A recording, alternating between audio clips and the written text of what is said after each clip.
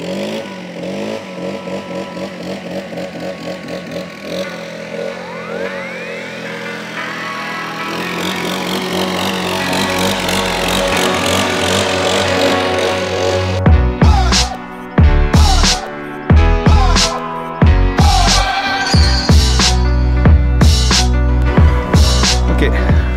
reprenons du début. Je suis à Sorel, tranquille. Je décide d'aller faire du drone dans un beau petit parc. Il y a 2-3 petites familles, du monde qui prennent le petit café sur le bord de l'eau. C'est super beau. Une belle journée pour droner, c'est idéal. J'installe mon stock à une table de pique-nique. Puis, qu'est-ce que je fais là? C'est pas la bonne porte.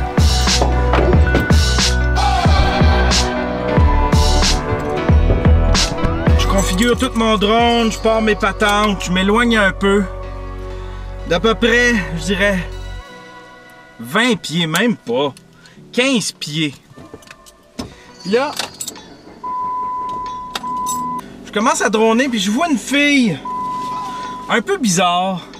Tu sais, qui se fait à la gueule comme ça, là. Puis qui fait des drôles d'expressions. Elle est en patin roulette.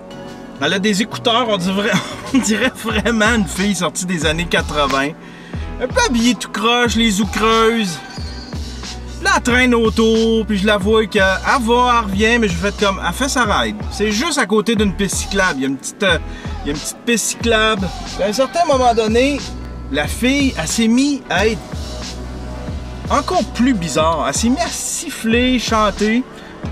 C'est comme un mauvais film de cartoon, là, tu sais, là. Elle était là, genre... La la la la la la la, comme pour, je ne sais pas trop, pour faire diversion. Mais diversion de quoi, j'ai fait comme, ok, ça c'est une crackhead, là. Elle est sautée, là, elle est à coke, elle se faisait à la bouche, elle faisait des drôles d'expressions, soit qu'elle est handicapée puis elle a de la misère avec sa motricité faciale, ou soit qu'elle est à coke. Puis là, ben, c'est quand je me suis mis à chercher ma vape que j'ai compris que je m'étais fait voler. Je me suis fait voler par une crackhead à Sorel. Fait que là, on va aller là où est-ce que je vais d'habitude pour mon stock de vapoteuses. Tout ça arrive à un drôle de moment parce que je commence à envisager arrêter de vapoter. Tu sais, c'est une autre addiction, sauf que c'est une addiction assumée, tu sais. J'aime ça vapoter. Beaucoup de cas d'emphysème dans notre famille. Puis si j'avais continué à fumer, là, je serais sur le bord d'être branché sur des machines m'aider à respirer. Fait que là, à l'issue de tout ça, je me suis mis à réfléchir, j'ai fait comme... Peut-être que ce serait le bon temps pour arrêter de vapoter, mais en même temps, c'est mon seul plaisir. Ben, non, j'ai... j'ai plusieurs. C'est pas mon seul plaisir. Ma blonde vous dirait, tu ne vis que sur ça, des petits plaisirs. Tout ce que tu fais est un petit plaisir. Viens pas me faire à craindre que vapoter, c'est ton seul petit plaisir, comme si le reste de ta vie, c'était un désastre. Mais en même temps, même si c'est pas autant que la cigarette, ça coûte de l'argent, c'est engageant. Je pue beaucoup. Tout sent, mon linge, mon matériel, tout sent. Fait que là, je suis en train de me demander, est-ce que c'est le bon temps pour arrêter de vapoter, tu sais? Puis la réponse, c'est... non.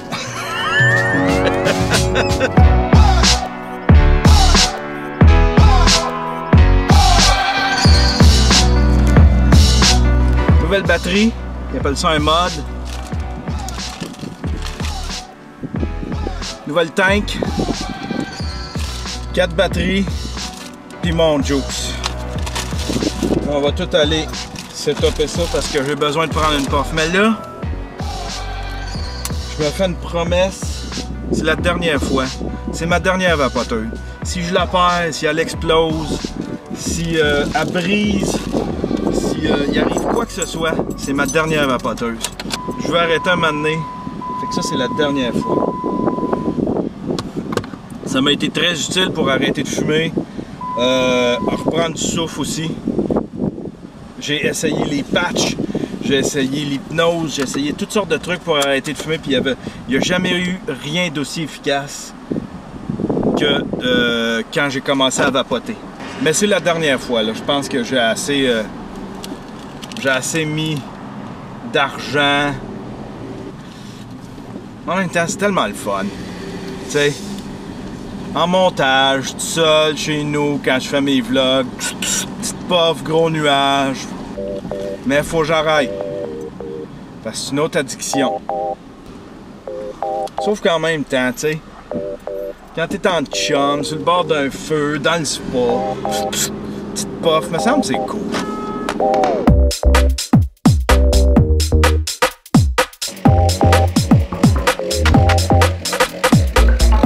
Oh là, Internet! On est mercredi, j'ai un petit peu de temps pour vlogger. J'ai réservé un petit peu ma journée pour ça. Puis, je combats encore mon rhume. Je combats encore mon rhume. Tu sais, j'ai mis mes clés. Ici, non. Ici. Ah, elles sont dans mes poches. Ah, regardez! C'est ma toile, je l'ai terminée. Ben, en fait, j'ai arrêté de travailler dessus, puis je l'ai accroché pour voir ce que je pourrais rajouter, peut-être.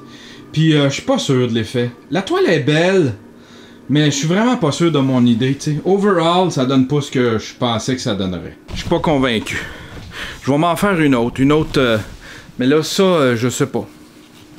La toile est correcte. Je l'aime bien, tu sais. C'est pas pire, là. On dirait que ça fait pas l'effet que je voulais. Puis là, aujourd'hui, vu que j'ai pas mal fait ce que j'avais à faire, je voulais prendre le temps de vlogger un peu. Et surtout de venir dehors. Regardez ça. Il fait super beau. C'est pas super chaud, mais il fait super beau. C'est quoi ça, ce bruit-là? Gros bruit. Oh, regardez, les fleurs sont sorties, les tulipes. C'est cute. Oh, il y a déjà un gros thon. Regardez ça, le gros thon. Hey, salut, gros thon. Fais ta job de gros thon. Il y a un gros débat sur les thons. Ça pique-tu ou ça pique pas? C'est laid, on dirait que ça pique. On dirait que c'est méchant. Mais il y a bien du monde qui me dit, ça pique pas un thon. Ça pique pas. Petite marche, on va aller au parc.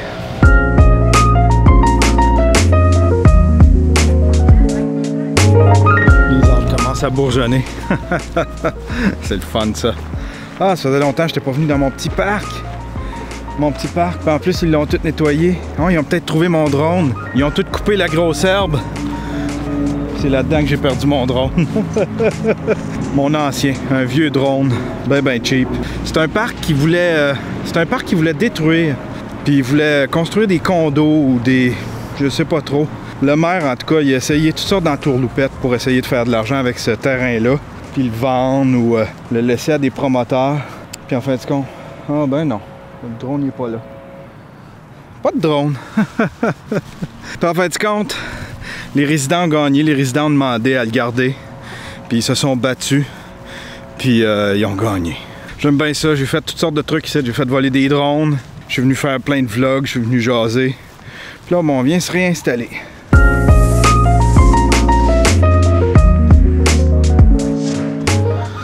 Ah, tiens, on va s'installer ici. Ah, ça fait tellement du bien. Reprendre vie, reprendre contact avec les humains. Je passe trop de temps dans mon sous-sol. Un mois! Ça fait un mois que j'ai désinstallé Facebook, Twitter, Messenger de mon téléphone. J'ai vraiment, je suis en pleine désintoxication des réseaux sociaux. Ça fait un mois, ça fait 4 semaines. En fait, je termine la 4e semaine en ce moment. Pour vous dire, là, c'est vraiment une des choses les plus difficiles que j'ai eu à faire, mais en même temps, c'est le plus beau cadeau que j'ai pas pu me faire. Le phénomène s'appelle FOMO, c'est le Fear of Missing Out.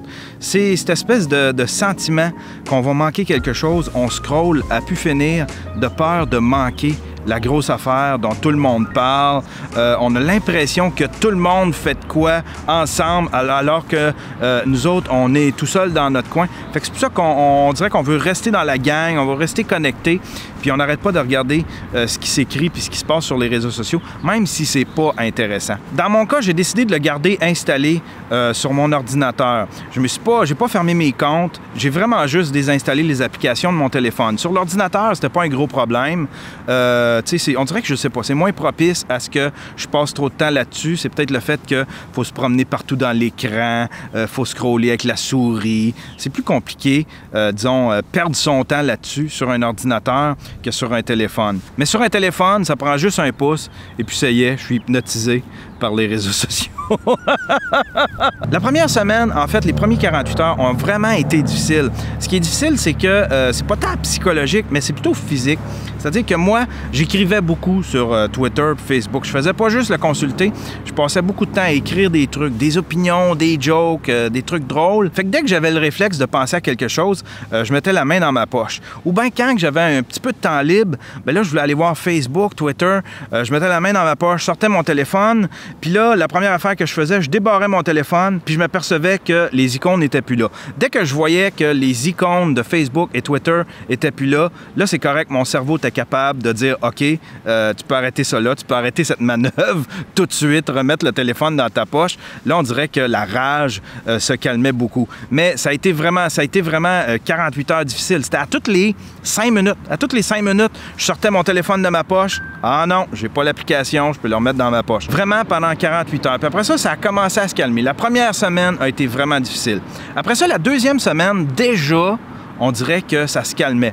Je sortais mon téléphone aux demi-heures, aux heures pour regarder, voir. Puis en fait, quand je m'apercevais que j'avais plus les icônes, je le remettais dans ma poche.